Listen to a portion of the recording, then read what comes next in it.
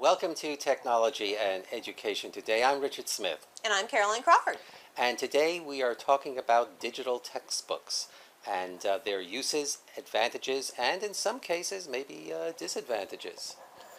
For instance, one big advantage is that a digital textbook can contain videos in it. And those videos can be very illustrative of whatever is being taught within a particular subject area. I am still working on who owns the curriculum. And this is a long discussion from the beginning of time when we had textbooks of any kind. But as a prior classroom educator, I remember going through textbook adoptions, and there was always a discussion about, so who actually owns this curriculum? Is it the classroom educator who is following the school district set curriculum, who's following the state set curriculum, and has the viability and interest associated with bringing their own professionalism and knowledge base into the classroom and helping support the learners? Or are the textbooks actually driving the curriculum? Well, it's a little of both, but the It's a whole bunch of both within the digital environment. the curriculum, of course, is set by the various state agencies under the Right. laws passed by the state legislatures, and the textbook companies, whether they are electronic or traditional paper, but Paper-based. they're all electronic now, I think. They create the content of their textbook based upon the curriculum requirements of the various states. Now, really what that boils down to is Texas and California, because these are two of the largest states in the That's been in the the country. traditional emphasis. So what's interesting here with digital textbooks is that the capability of the digital environment to store knowledge and provide services does indeed encroach upon what you were saying, which is the ability and responsibility of teachers to provide instruction for their students, because a great deal of that instruction can now be incorporated within a digital text. A moment ago, I talked about the possibility of using videos or having videos contained in that digital text. And the videos might have been something that a teacher, or has always been something that a teacher would select from a library of videos that the school might have, or from a regional service center might have. Previous to videos, of course, it was film. It does make the job of the instructor much easier having it consistently available. Now, whether that's something you actually want to integrate into your courses is a different discussion. Right, but it's to there. ensure that you have But both sides of whatever discussion is occurring. Right. To give an example, a teacher wants to 30 years ago, if a teacher wanted to show a film in a class that was related to the textbook that was of the subject that was being taught, what that teacher would have to do was to contact a service center that had that film, make an appointment to have an arrangement to have that film delivered to the school, and have it arrive at his or her classroom at a certain period, call in the AV squad to set it up, because no teacher could possibly set up a 16 millimeter projector with any great ease. What are you talking about? We always had to. So it was a complicated procedure. Now, with a digitized curriculum, that film or video is available instantly with no problem at all to the teacher. So it does do exactly what you said. It simplifies and makes teachers' lives, professional lives, easier, while at the same time... Depending upon how the instructor instructs. Right. While at the same time has the possibility of encroaching on the responsibilities of the teacher.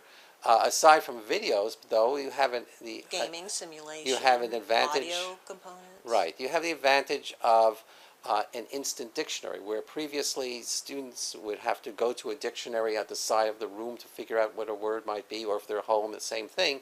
With a digital textbook, that word can be simply tapped, and the definition will appear as part of the text. So that is a distinct advantage for both the student and the teacher. As well as an audio component where you can actually hear the word being spoken. One term that drives me crazy within stats and research is Likert versus Likert. Everybody says Likert, even though the correct pronunciation is Likert. Why? If there was an audio component in there, that would enhance people's understanding and not not make someone sound like a fool within a public venue. Well, there are a lot of words like that, which are a bit confusing, and which can be corrected just as you said if the pronunciation is there. One video advantage that a digital textbook can offer is that there is a possibility of the teacher inserting his or her own video explanations within the text, and That's viable. if that is done, that personalizes the text a great deal. If they have that capability. Right, and as we think about it, the more that these texts can do, like some of these texts, digital texts, can also embed exams of one sort or another, without getting into the question of whether the teacher prefers Quality of Right. examination. Right, but the viability, reliability of the right, exams. the possibility is there and would greatly save the teacher a large amount of time. So that Depending upon that is how the there. instructor instructs. Correct. It may not have anything to do with what the students are Right, actually learning. but this is what happens when that's what becomes part of the textbook. If you have a large part of the instruction that's included in the textbook, because for years textbooks were used as a backbone of any school's curriculum, and now that is included in a digital textbook, only enhanced. It's on steroids. What happens is that the textbook, along with the testing and the availability of dictionaries and so on, and the available of inserting teacher commentary via video, it starts to look more and more like a computer managed instruction system, such as Blackboard or eCollege or any of these things, so that virtually the entire course can be put into a textbook. And then the question is, what is the role of the teacher at that point? That's what I was just thinking. Information, presentation of information, absolutely viable consideration, but that was true when it was a paper-based exam, paper-based textbook.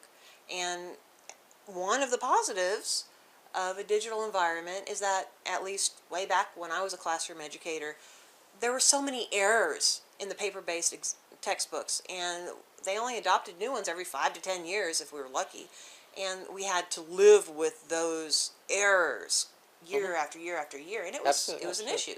So we always had our instructor version of the book, and we held on to those for our dear life because the corrections were all in our textbooks, and we had to correct it every year for the And students. now those corrections can be made instantly from a central Hopefully point. it's actually correcting the concerns, but Right. yes, that is a strength of a digital strength, environment, and also, as long as they can push it out there.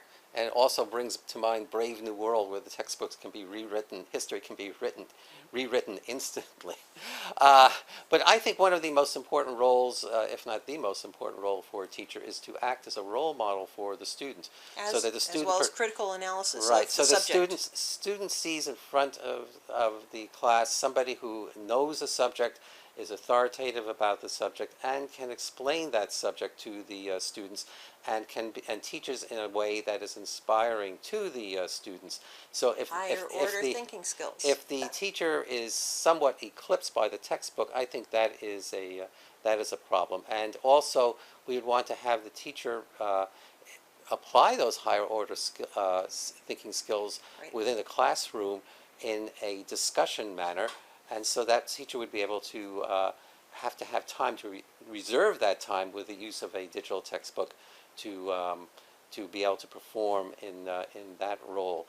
One of the interesting questions that arises, and we don't have very much time at all to discuss this, is the durability of a digital textbook. So in other words, if you get that thing wet, the student is out of luck. If the textbook, the digital textbook, and I'm thinking now in terms of a laptop computer, or preferably a tablet computer, if you drop it, it's not going to work. If you drop a paper text, it doesn't matter. You could even get that paper text wet, and it wouldn't matter. Considering if this is something that the students can take home, it's not pushed onto their system. There has to be something on their hard drive. There has to be some product on their hard drive. What happens when they go home and they may not have Wi-Fi capability? Right. Well, that is an implementation problem that needs to be considered by school districts, and frequently these problems are not considered by the district senior staff because they're so enthusiastic about adopting the latest technology and innovation Well, that strategic thinking is very important. they forget that let's say if the tablet is dependent upon a wireless connection to receive the digital textbook, that's going to be a problem for students whose homes do not have that digital connection. Or easy access to Wi-Fi somewhere. Absolutely correct. Well, I think we've covered a lot of ground in this in this edition of Technology and Education Today. For Technology and Education Today, I'm Richard Smith. And I'm Caroline Crawford. Bye.